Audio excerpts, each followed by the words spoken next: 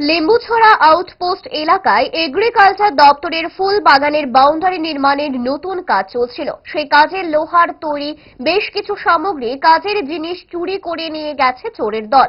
সেই অভিযোগের ভিত্তিতেই লেম্বুছড়া আউটপোস্টের পুলিশ অভিযান চালিয়ে 24 ঘন্টার মধ্যেই 2 চোর এবং চুরি হওয়া জিনিসপত্র সহ একটি গাড়ি উদ্ধার করে। এই ঘটনার সার্বিক বিষয়ে জানালেন আউটপোস্টের দায়িত্বপ্রাপ্ত ইনচার্জ গোপাল শুক্ল দাস। এটা গতকালকে রাত্রেবেলা আমরা এদিকে ওই এগ্রিকালচারের অফিসের বাউন্ডারি একটা নতুন কাজ চলছিল।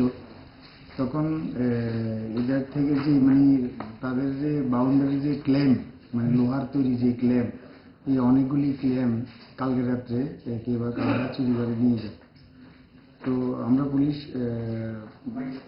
আজকে আমরা একটু খবর পাওয়ার পরে আমরা পুলিশ এবং আমি নিজে সোর্স লাগানোর পরে গতকালকে একটা গাড়ি এবং দুজন সন্দেহজনক ছেলে ঘোরাফেরা করছিল।